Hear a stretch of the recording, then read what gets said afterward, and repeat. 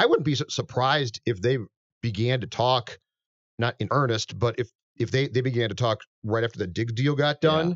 Because I recall that you played those sound bites, Phil, and I think we all basically said this sounds like it's essentially done at the time. Yeah, and it is. I mean, I doubt if it went from 0 to 60. You know, we got to talk now. He's like, oh my god, Rob Brzezinski and Rick Spielman. Did you hear Blake Barrett's on Purple Daily today?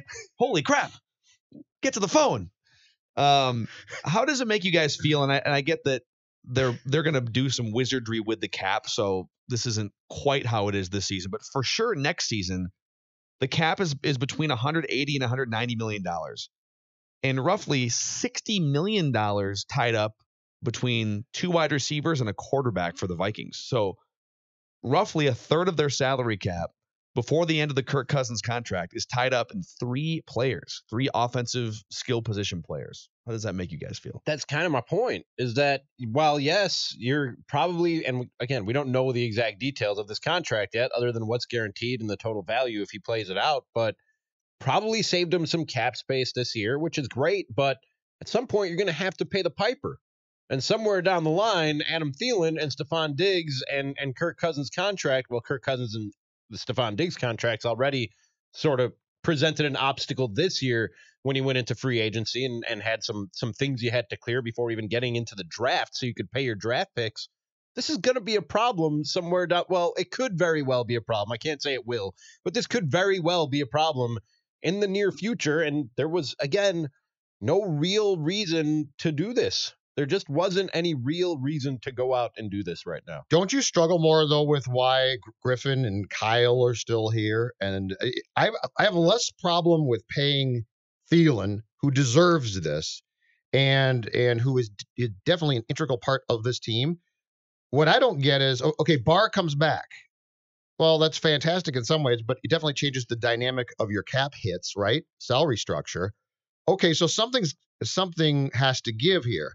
I wouldn't have told Thielen buzz off. I would have very much embraced the opportunity to give him the extension. But what I don't understand, to your point, is what's giving here. Griffin was brought back. I would have cut him. Griffin's play dropped off. He can be replaced.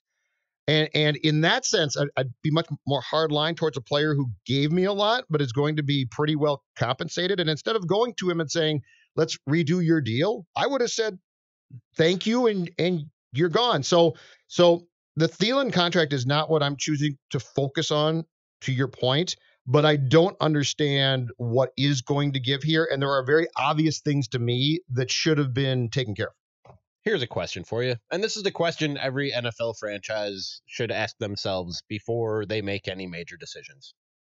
What would Bill Belichick do? WWBBD. What would Bill Belichick do? Outsmart you. He ain't handing out these contracts like that. But here's why I don't like that premise. Because if you have Tom Brady or if you have Aaron Rodgers, sometimes to a fault, because I'm guessing at times when you were doing radio shows at the Fan in Milwaukee, you guys probably talked about how, well, why don't the Packers bring back Greg Jennings, or why don't the Packers bring back Jordy Nelson, who showed up after his injury? Maybe I'm wrong on that. But when you have the luxury of a Tom Brady or an Aaron Rodgers, you don't need star wide receivers as much. It's a luxury. You'd rather spend that $14 million on a tackle or an edge rusher or a cornerback to make sure your defense is fortified.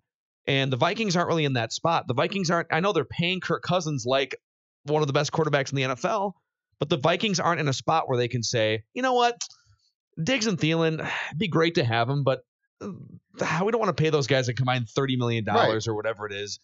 Kirk Cousins can just create a new wide receiver out of Laquan Treadwell. He can't. Like, if you say goodbye to Thielen and Diggs, you're putting Kirk Cousins in a spot where he's going to be one of the 5 worst quarterbacks in the NFL. But what Belichick would most clearly do is he would cut Griffin. Rudolph. That's what he'd do. Yeah.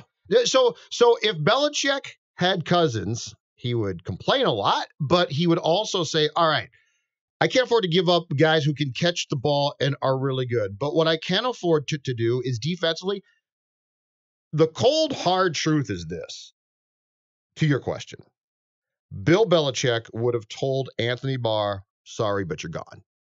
He would have. It's a ton of cash. So when they pretty much did that with Jamie Collins, yes, right? But when the Anthony Barr of the Patriots comes back and says, "Oh my gosh, I'm so sorry, I'd like to come back," that's where Bill says no, because Bill says defensively I can do this, which is what Zimmer should be able to say, and I argue that he can do.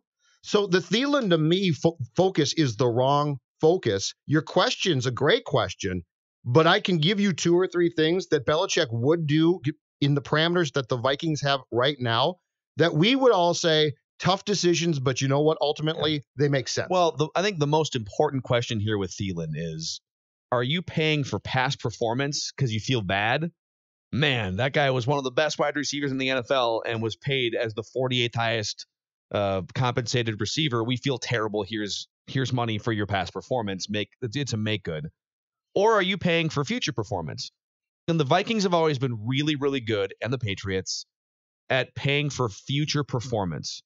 And you could make the case that with some of these guys, with Everson Griffin and with Adam Thielen, you could make the case that they're maybe paying for past performance and hoping for future performance. I would still say Adam Thielen's going to be 29 years old in 2019. And we haven't seen the full year-by-year breakdown of where the salary cap goes to, but it makes sense that they would extend him, have less of a cap hit this year, and then his age 30 and 31 seasons would be the ones that you're guaranteeing top 6 wide receiver money, right? So if you can assure me that you're paying for him being a top echelon receiver at age 30 and 31, I'm okay with this. And it just remains to be seen. There's no evidence that top wide receivers just fall off a cliff when they're 30, 31. There is evidence that running backs fall off a cliff when they're 28, 29, 30. Wide receivers can still get away with 32, 33, 34 because they run routes. They can. Chris Carter wasn't outrunning linebackers when he was in his 30s, but he found ways to get open on third down, to catch 100 passes. And that's what Adam Thielen has to be as the speed wears off and as some of the athleticism wears off. I'm not an NFL GM. I probably never will be. We'll see. Write that down. But are you making a prediction? If I was an NFL GM, and this might catch up to me before long because of some of the things that you talked about before about a reputation that you'll gain, not just with your own players, but around the league. These guys talk, these guys move from team to team, and they talk about how they're treated by their employers. So it might catch up to me eventually, but my general philosophy is, if I was a GM, is I would be looking for guys who are going to outperform their contract. And the more of them I have, the better I'll be, because that means I can spend my money elsewhere, where and when I need it. So especially when you're in a position with 2 years left on the contract where you hold all the leverage with the guy, maybe with 1 year left on the contract. If I'm convinced I want Adam Thielen here for the long run, okay, let's talk. But with 2 years left on the contract, you hold all the leverage in those negotiations. You hold all the hand, and you have a guy who is way outperforming his contract, which is the best thing that can happen to a football team in their salary cap. So why not take advantage of that for at least 1 more year? But wouldn't you go back now and actually make the moves that I talked about? Because those moves would fix your problem. If you had told Barr, dude, you're really good, but you know what? Our head coach is a great defensive mastermind, and we can replace you. And so if you don't want to sign with the Jets, that's fine, but go elsewhere. Mm-hmm. So I'm with you, Ramie, on playing the hard line here and being difficult, but I just think Thielen's the wrong guy. What I don't understand is there's about 3 different moves that they could have made to get to the point that you're talking about cap-wise that they're not, and that concerns me. Because rewarding Thielen is the right thing to do. Bringing back Griffin to me just makes no sense. Yeah, and I said this at the time of the Griffin move, and I'll say it again today. I understand what they're doing. Mike Zimmer is so far down this path with this defense that he's helped build over 5 years, and he wants his guys. He doesn't. In his mind, it's. I mean, I know that Barr and Griffin aren't perfect players, and there's an age cliff here with Everson Griffin, but dang it, if we can milk 1 more really good year out of Griffin, and if I can just tweak this and this with Anthony Barr, then that'll be the cherry on top of my defense, as opposed to, well, we got to go back to the drawing board and draft another player here to start and go to the bargain bin in free agency. I get it. It's sort of a risky move when you're allocating that much cap space to some of these players, and you got to be aware of ages. But one other thing, just real quick, I saw Collar tweeting some analysis at Matthew Collar. If you want to read his piece, he just posted to on scorenorth.com. You can. Diana Rossini tweeted out from ESPN, I remember talking to a very, very smart NFL person right before the Giants signed Odell Beckham Jr. to his extension, and he said, the Giants don't need to sign Odell Beckham Jr. Have you ever heard of a kid named Adam Thielen? Go find talent.